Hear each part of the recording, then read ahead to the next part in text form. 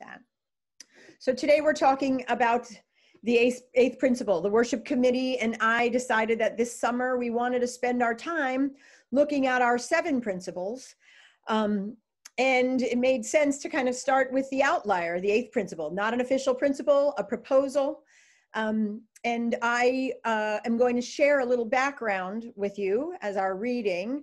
There is a website called 8thprincipleuu.org that I would encourage you to visit, since this is going to be an ongoing conversation. But here's a section that they call, "Where did this come from originally?" Paula Cole-Jones, who many of us interacted with through our Hudson Mohawk service, she's the director of racial and social justice, developed the idea of the existence of 2 different paradigms in UU circles: the UU 7 principles and beloved community, or deep multiculturalism. After working with congregations on these issues for over 15 years, she realized that a person can believe they are being a good UU and following the 7 principles without thinking about or dealing with racism and other oppressions at the systemic level. Evidence: most UU congregations are primarily European American in membership, culture, especially music, and leadership, even when located near diverse communities. She realized that an 8th principle was needed to correct this and talked with Bruce Pollock Johnson about some of the components that should be in it. Bruce put together an initial draft in 2013, and the 2 of them worked with a group of anti-racist activists in their region to refine it. Bruce's congregation incorporated it into their covenant at that time, and then in May 2017, formally adopted it for themselves and recommended that the UUA adopt it. UUs and the UUA have done very good work in fighting racism, such as during the civil rights movement and in the 90s, passing a resolution at the 1997 GA after a precursor resolution in 1992 to become an anti-racist, anti-oppression, multicultural organization. But the funding and support started to wane in the 2000s. Our accountability mechanisms failed us. UUs also have a mixed record historically in other areas of racial justice, e.g. we had people on both sides of abolitionism, including Jefferson, who was a slaveholder, and Unitarians were proponents of eugenics, leading to some of the racial extremes of Nazism and apartheid in South Africa. For people identified as white, it is too easy to ignore these issues, which is exactly what keeps the system of racism in our society alive, and in fact worsening right now. We need to decenter whiteness and other dominant cultures in Unitarian Universalism. So all of that and more is on the website.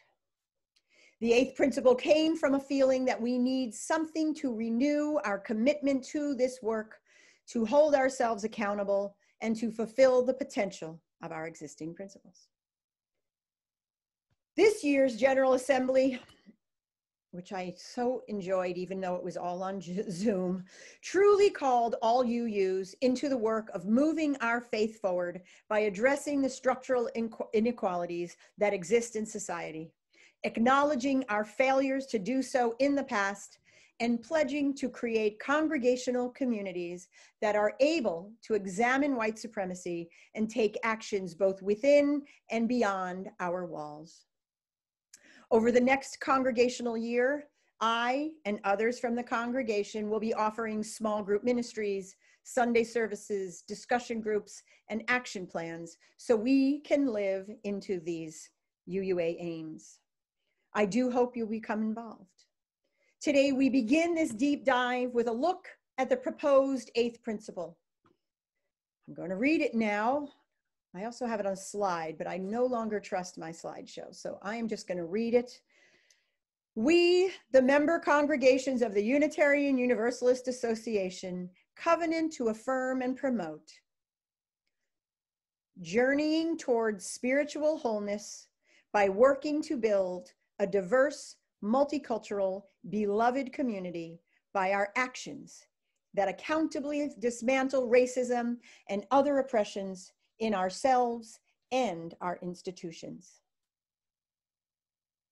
The Brood Awakenings group and the Racial Justice group have read this already and begun some discussion around it.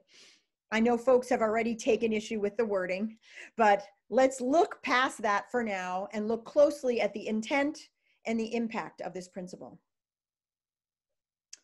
We all became UUs for different reasons, right? Some of you were lucky enough to be cradle UUs, and many of us, myself included, found Unitarian Universalism later in life, and in it found a religious and spiritual home that matched our worldview. Our 7 principles, I hope for all of us, serve as guiding tools for how to live in the world. I met someone in a Zoom room at GA who told me that when she is faced with a question or a concern or political issue, she takes a breath and asks herself, what are the principles guiding me to do? Our 7 principles cover a lot. They are in fact excellent guideposts. Certainly, we can, if we take the time, infer that caring for all of the members of our human community is embedded in them. But our UU history and even our present reality tells a different story. Our UU history tells us that we have not done right or nearly enough to address white supremacy and structural violence in this country. As expressed in our reading and can be seen even in the seats of UU Catskills, we can be a fairly white or European American religion that alleges to want diversity, yet hasn't found a way yet to be truly inclusive. We want people to come to us without understanding why they may not want to. We claim to want more BIPOC, which stands for Black, Indigenous, People of Color members, yet when BIPOC visitors or even members do come through our doors, they are met with microaggressions or outright questionable behavior by white UUs. We have yet to shed the paternalistic notions we have as do-gooders and often see ourselves as helping the needy rather than listening to the needs of others. And we also have trouble stepping back to let the voices of the underrepresented, marginalized, and disenfranchised lead us. While in some ways we are making progress, there is much more to be done, and I believe that the 8th principle may help us to not only unpack our UU history, but also do the personal, internal, heavy lifting necessary to do the true work of dismantling our unjust, oppressive, systemic ills, thus allowing for the creation of a true, egalitarian, beloved community. If the 7 principles have not helped us dismantle structural oppression thus far, then maybe we do need an 8th to make it clear, to put in bold letters, this is what we will do. We cannot we cannot dismantle systems of oppression by thinking the way we always have. As a newcomer to UU Catskills, I don't know all the details about the history of our Black Lives Matter sign, but I've heard a lot from a variety of members. And I'd like to say that we cannot vote to hang a Black Lives Matter banner, then take 2 years to actually hang it without recognizing that that act, that 2-year lag, was a tacit statement that maybe we don't really believe in that banner and what it stands for. A Black Lives Matter banner is not a flag of convenience or a show of performative activism. It is a clarion call to honor the lives of those who have suffered the most in the history of this country. to say out loud and publicly that we condemn police brutality. We condemn mass incarceration.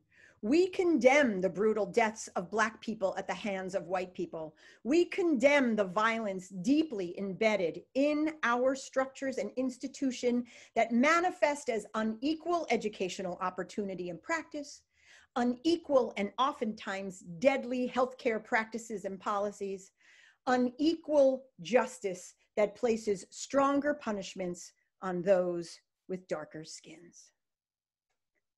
If we want a more diverse and inclusive UU Catskills community, then we have to examine who we are missing, who we are ignoring or undervaluing, and then make a commitment to dismantle the structures that perpetuate these injustices, even if it means our lives will have to change, even if it means we have to make sacrifices, even if it means giving up our privilege.